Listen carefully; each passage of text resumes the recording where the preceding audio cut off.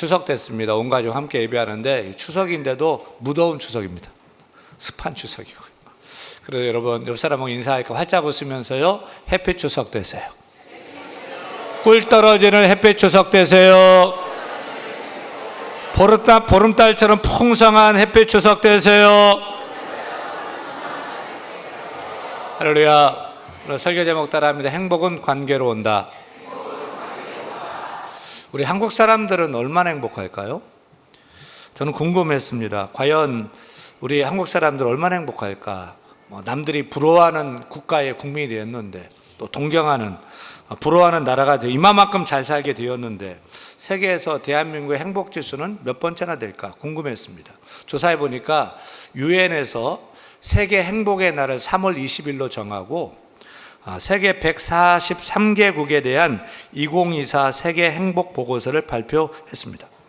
여러분, 전 세계에서 가장 행복한 나라는 어떤 나라로 보고됐을까요?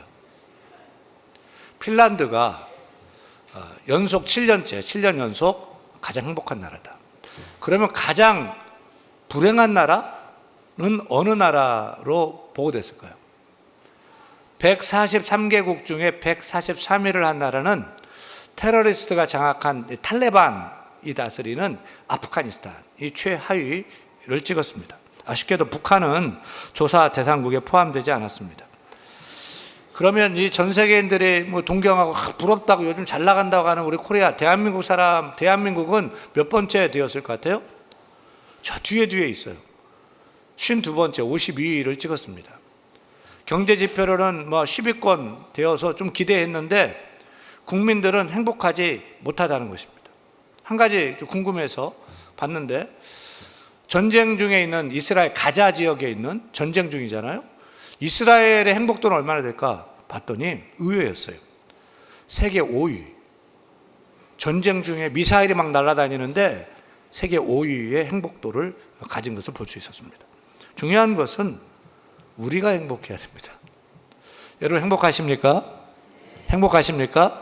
저는 여러분이 대한민국 52위라는데 우리 대한교회 성도들은 넘버1 되기를 소원합니다. 저도 행복했으면 좋겠고 여러분도 으뜸 행복이 있기를 바라고요.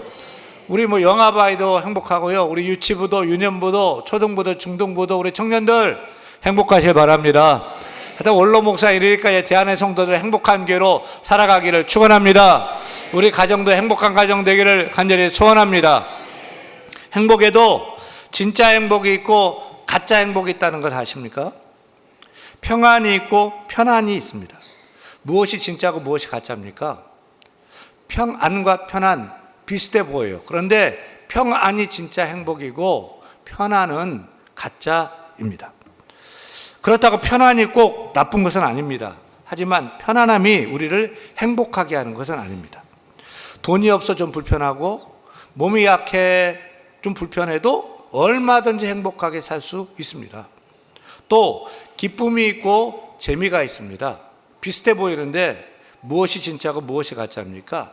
기쁨이 진짜 행복이고 재미는 가짜입니다. 우리는 짝퉁에 속지 말아야 합니다. 시편 16편 2절에 보니 다윗은 주밖에는 나의 복이 없나이다. 주밖에는 나의 행복, 나의 축복이 없습니다라고 고백하고 있어요. 진짜 복, 진짜 행복은 주 안에 있는 줄로 믿습니다. 그런데 사탄은 자꾸만 속입니다. 주밖에도 행복이 있다, 주밖에도 행복이 있다, 그걸 찾아라 자꾸 속입니다. 하지만 기억하세요. 주밖에 있는 행복은 짝퉁 행복입니다. 가짜입니다. 세상은 참 재미있어요. 쾌락을 줘요. 자꾸 빠져들게 합니다. 하지만 채워도 만족이 없습니다. 허전합니다. 행복하지 않습니다. 왜요? 가짜니까 그래요. 가짜니까. 주밖에 있는 재미는 짝퉁이기 때문입니다. 우리 성도들은 가짜 행복에 휘둘리면 안 됩니다. 진짜 행복은 주 안에 있습니다. 참된 행복은 주 안에 있습니다. 그런데 우리가 예수 믿는다고 다 행복할까요? 아니에요. 열심히 예수 믿는데도 쓴물나는 인생, 꼬이는 인생을 봅니다. 예배 참 열심히 드리는데, 기도 많이 하는데 원망 불평으로 사는 분들도 있습니다. 여러분, 이렇게 주 안에서 예배한다고 모두 행복합니까? 아니에요. 진짜 행복, 참된 행복은 주 안에 있지만 우리가 주 안에 있다고 저절로 행복해지는 것은 아닙니다. 주 안에 있는 행복이 우리 가운데 흘러와야 됩니다. 그래야 쓴물 인생이 아니라 단물 나는 인생으로 행복하게 됩니다. 그래야 꼬이는 인생이 아니고 풀리는 인생으로 행복할 수 있습니다. 그러기 위해서는요, 관계를 설정해야 됩니다. 좋은 관계, 바른 관계를. 왜냐하면 행복은 관계로부터 오기 때문에 그래요. 누가 행복하고 누가 불행할까 연구를 했습니다. 하버드 의대에서 무려 85년 동안요, 3세대에 걸쳐서 1300명 정도를, 하버드생부터 일용직 근로자까지 1300 몇십 명을 정해서 85년 동안 계속 추적했어요. 젊은 나이가 90세도 넘고 그 자녀까지도 추적을 했어요. 세계에서 그렇게 긴 연구 조사가 없었습니다. 85년 동안 1300명 넘는 사람들을 조사해 봤더니 행복의 제일 조건은 무엇이었을까요? 생각할 게 뭐 있겠어요? 돈 아니겠어요? 우리의 고민의 90%는 로또 한 방이면 다 해결될 것 같지 않습니까? 그런데 연구 결과는 돈이 아니었습니다. 행복의 제일 조건은 관계라는 것입니다. 가족들과 주위 사람들과 좋은 관계를 맺는 사람이 행복하더라는 것입니다. 여러분, 행복에 돈도 필요하고 외모도 필요하고 세상 성공도 필요하지만 행복의 제일 조건은 관계라는 것입니다. 여러분, 관계가 중요합니다. 관계로부터 행복이 시작되고 충만하게 자라고 성장하게 되는 것입니다. 예수 믿는 우리가 주 안에서 행복하려면 세 가지 관계를 바로 가져야 되는데, 첫째는요, 나 자신과의 관계예요. 나와 나 자신과의 관계를 바로 설정해야 돼요. 둘째는 나와 이웃과의 관계, 대인관계. 셋째는 나와 하나님의 관계예요. 위로 나와 하나님의 대신관계, 옆으로 다른 사람들과의 대인관계, 그리고 나 자신과의 자아관계를 바르고 건강하게 설정을 해야 우리 주 예수 그리스도의 참된 행복이 마르지 않고 끊임없이 우리 가운데 흘러오게 됨을 깨닫기를 바랍니다.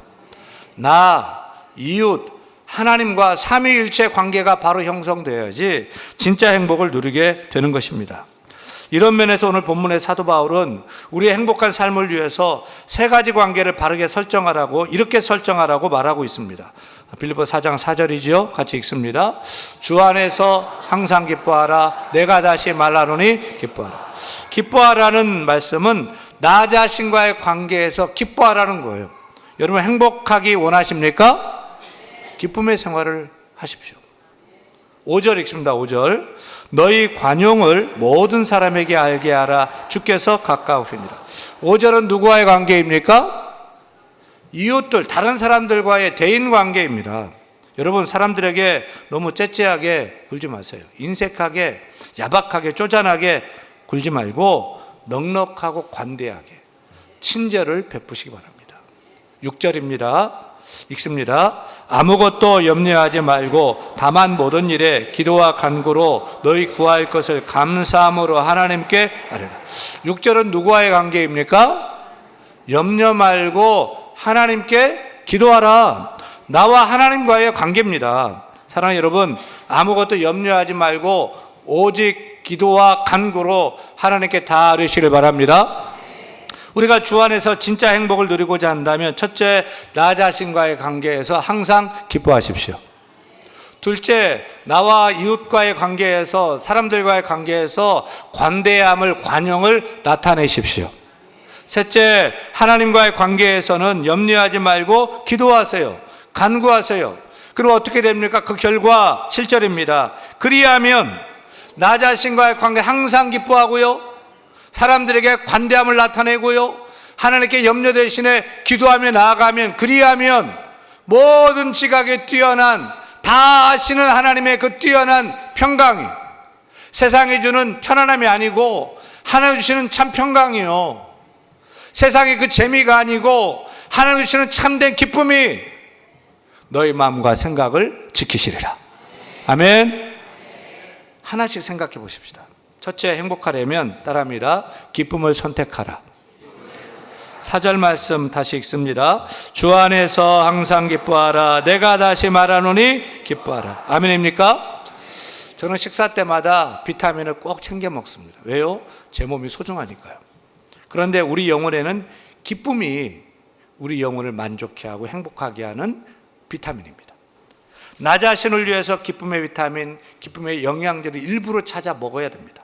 그래야 우리 영혼이 건강하고 행복해집니다. 영국의 한 의과대학에서 웃음에 대한 연구를 하다가 어린아이들은 하루에 450번에서 500번 웃는다는 것을 알게 됐어요. 그런데 어른이 되면 하루에 15번에서 20번 웃는다는 거예요. 이 울고픈 연구 결과를 보고 두 가지를 생각했습니다. 첫째는 우리 어른들이 책임이 있다. 어린아이들의 웃음소리가 끊이지 않도록 해야 할 책임이 있다는 거예요.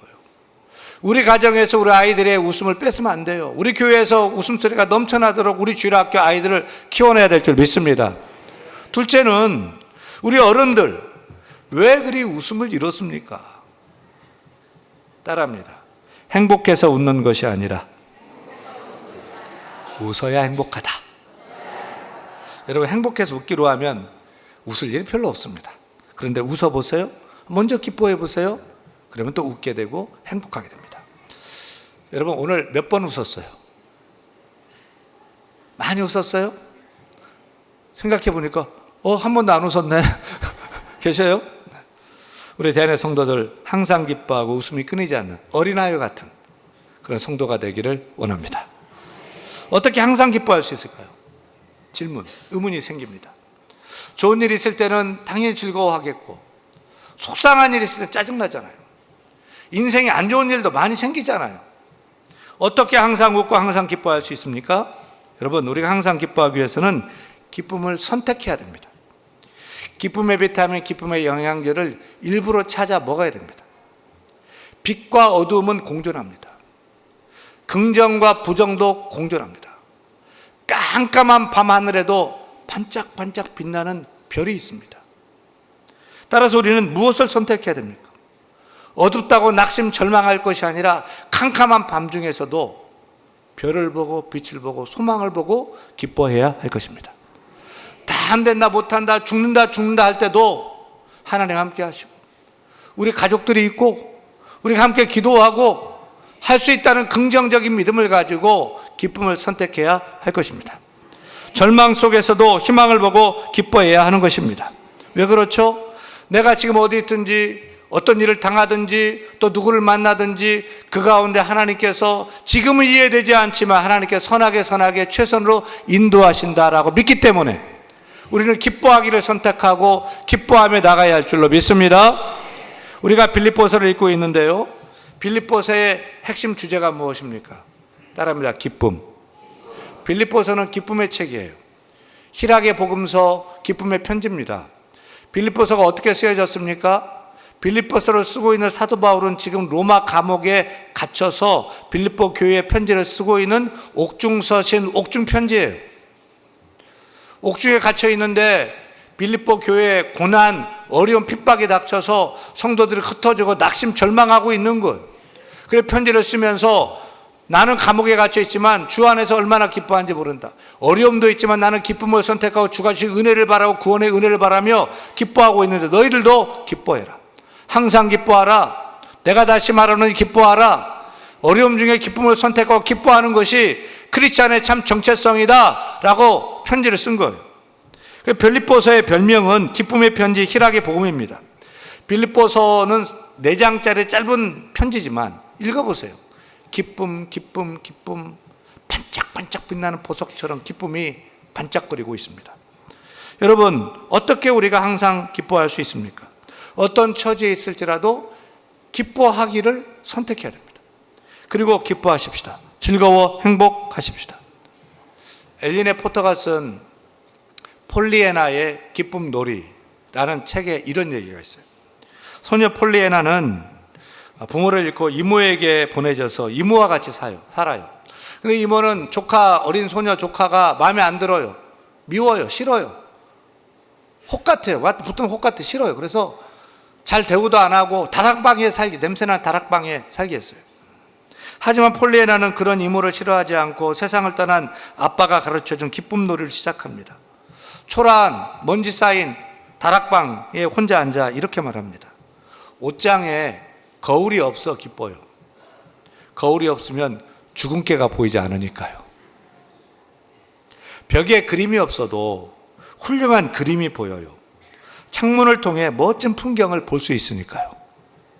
그래서 난 이모가 다락방을 주셔서 기뻐요.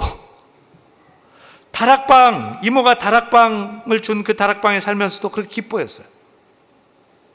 또 딱딱하고 또 말라버린 빵과 우유를 먹으면서도 기쁨 놀이는 계속합니다. 말라버린 딱딱한 빵이지만 내가 좋아하는 빵과 우유를 먹을 수 있어서 기뻐요.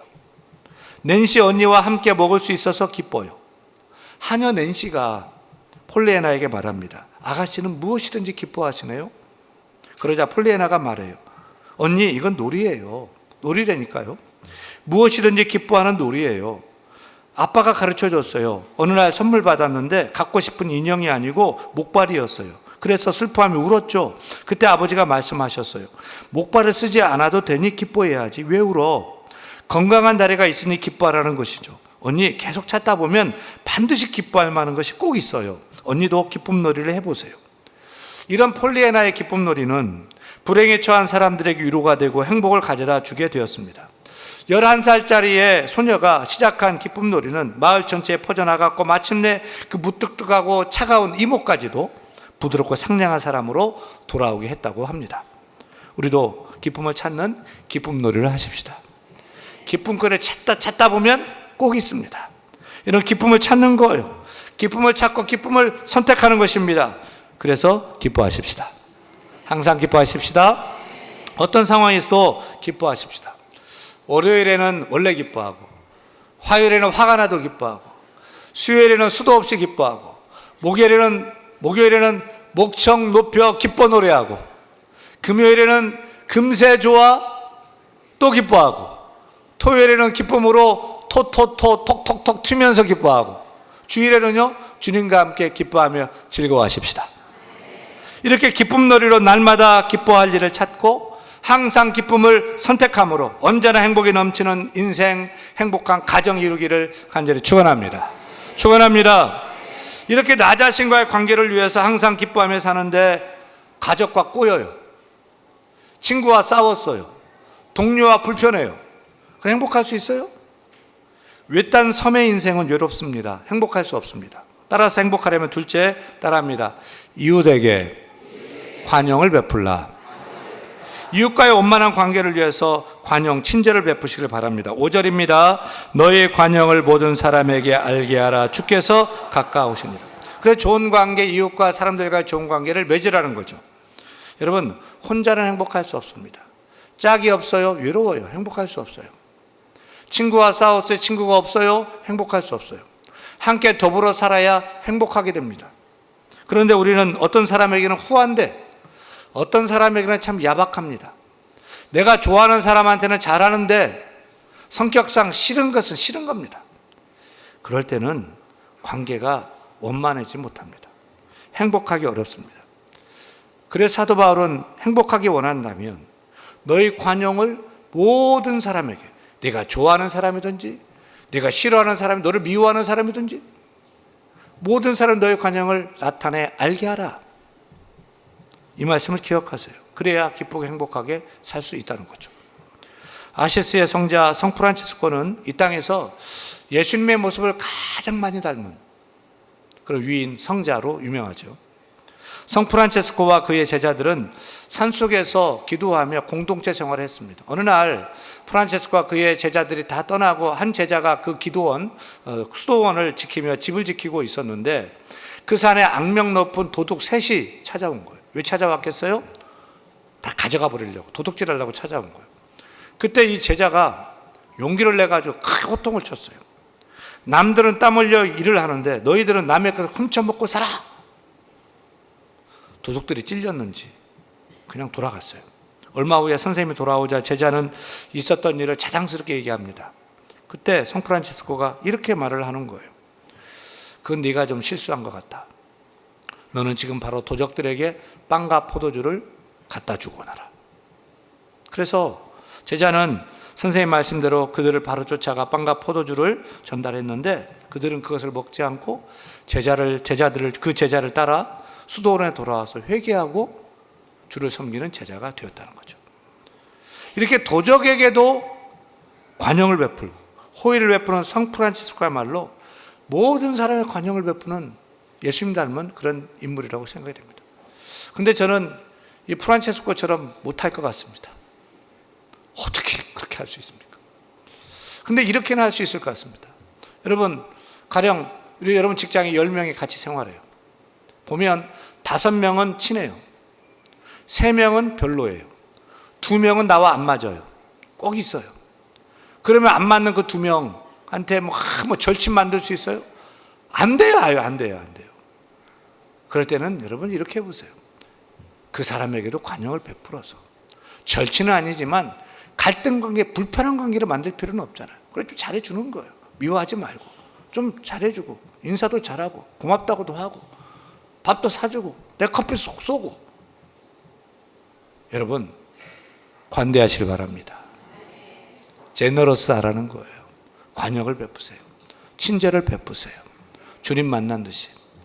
긍휼을 베푸는, 긍휼히 여기는 자는 복이 있나니 저희가 긍휼히 여김을 받을 것입니다. 긍휼히 여겨 베풀면 긍휼히 여김을 받게 됩니다. 아멘. 관대하십시오. 마지막으로 셋째, 행복하려면 염려 대신 하나님께 따르면 염려 대신 하나님께 기도하라. 하나님께 기도하라.